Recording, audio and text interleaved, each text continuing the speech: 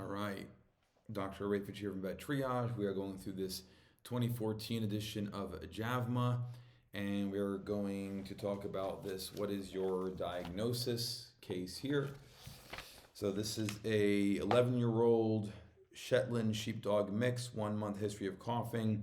Physical exam is normal. They tried antimicrobials with no response, and they took radiographs to figure out what's going on. And by the way, this case comes out of the vet school from Tufts University, as well as Virginia Tech. And so here are the radiographs that I just showed you. There they are. And then you can see on this side the abnormalities they're talking about. They found on the radiographs an oval soft tissue opacity mass in the region of the main pulmonary artery at the cranial dorsal aspect of the cardiac silhouette on the right lateral view, which are the arrowheads pointing to here, and at the left cranial aspect of the cardiac silhouette on the dorsal ventral view, which again arrowheads, so the here and here. There is caudolateral displacement and compression of the left cranial principal bronchus at the level of the fourth and fifth intercostal spaces. Remaining structures are normal.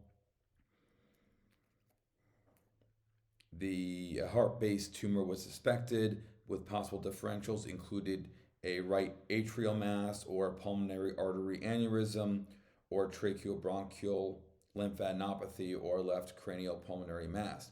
They moved forward with an echocardiogram. They found a hypoechoic, mildly heterogeneous mass visible within or adjacent to the main pulmonary artery. It was not possible to determine whether the mass was intraluminal or extraluminal based on the echocardiogram alone. And we don't have any images of the echocardiogram in this paper, which is my first issue with the paper, is that. Computed tomography with pulmonary CT angiography was then performed. There was a mass of soft tissue attenuation causing compression of the main and left pulmonary arteries and the left cranial lobar bronchus. And so that is this image here at the bottom. There you go. There you have it. And then here's another image as well. This is the CT angiogram of the main pulmonary artery of this dog, and they found a heart-based mass with compression of the contrast-filled main and left pulmonary arteries. And so you can see that there.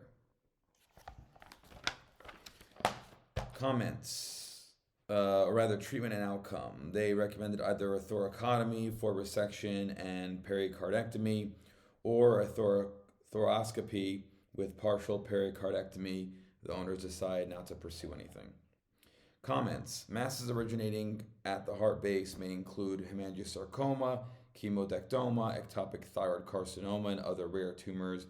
Hemangiosarcoma is the most common cardiac tumor, but the location, echotexture, and clinical behavior of this patient's tumor suggested hemangiosarcoma was less likely. The most common heart-based tumor is chemodectoma, which is a neuroendocrine tumor originating from the chromaffin cells of the aortic body. They cause pericardial effusion, cardiac tamponade, or signs of right-sided congestive heart failure, including anorexia, weight loss, weakness, abdominal distension, dyspnea, and cough. Cough is due to main stem bronchial compression from large volume pericardial effusion. Most of these masses are non-resectable, and pericardectomy alone, with either total or subtotal, has been shown to increase survival time of patients with chemodectomas to a median of 730 days versus a median of 42 days with those without the procedure performed.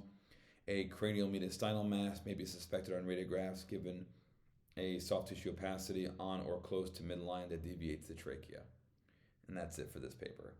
So a few problems here. And a lot of the discussion actually in the comments focuses on CT scan and the utility of that. But here's the problem. You don't need an article like this or what's your diagnosis to go over differentials.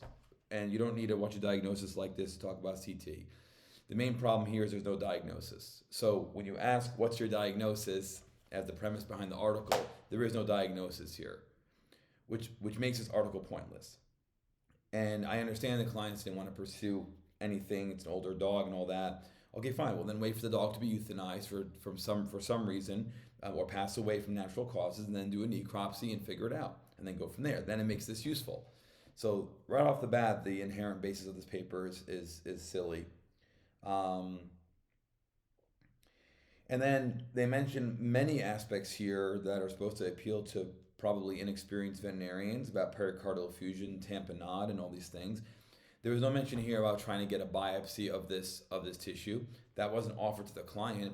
Why not provide the option of either ultrasound guided biopsy or ultrasound guided fine needle aspirate, or performing a mini thoracotomy to collect an incisional biopsy, right? Maybe this is a lymphoma case. I know that they didn't even mention lymphoma here as an option, as a possible differential, but let's say it's a tumor type that is responsive to chemotherapy or radiation therapy or both. Well, why not at least offer the chance to collect a diagnosis? Maybe surgery is not the best option for this patient. If this is lymphoma, maybe radiation therapy or chemo or combination would be more beneficial. So that's another problem with this case as well. I do have this image here. This is obviously a necropsy, and here are the normal cardiovascular structures, and you have a cranial mediastinal mass. Here's to show you how infiltrative these can be. I have operated on these. They are difficult to remove. They don't shell out easily, and all the structures they're attached to are vital structures. Part of the heart and the greater vessels. So that's a problem with this paper. Let's talk about the difference between pericardial effusion and cardiac tamponade. Typically, it's not a matter of amount of fluid. You can have small volume or large volume pericardial effusion, and you can have an animal in tamponade with small volume and a dog in cardiac tamponade with large volume. So it's not how much fluid is in the pericardial sac, it's the rate at which the fluid accumulates within that sac. A small volume, if it accumulates quickly, can cause distress in a patient, even though it's only a small volume. Or if the rate of fluid accumulation is slow over time, meaning weeks, months, or even years, then it may reach a critical point to when tamponade is then seen. So that's an important point to make. And the second point to make is cardiac tamponade typically is pericardial effusion with clinical signs. So pericardial effusion on its own without any clinical signs is called pericardial effusion, and that's that. The second the patient has clinical signs, regardless of regardless of what kind of signs you're talking about, those signs have to be attributed to the cardiac tamponade. Then we call it cardiac tamponade. So that needs to be mentioned in this paper as well. And then finally, the reason why a subtotal or total pericardectomy helps these dogs, even though they still have cancer, is because the rate of metastasis for these types of cancers is not very high, and so it's causing a local problem. And the rate at which the thoracic cavity can absorb that fluid after the pericardectomy is going to occur over a long span of time, versus hoping that the body is going to absorb that fluid in the pericardial sac. Just as a simple space problem. The pericardial sac is a couple of millimeters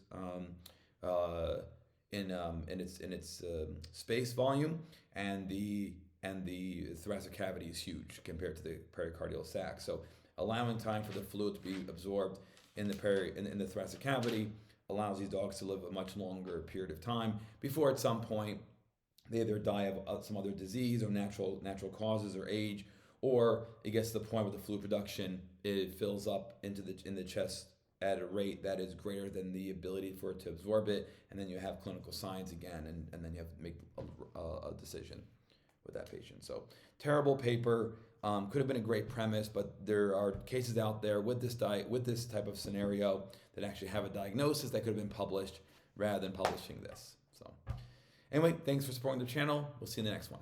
Bye-bye.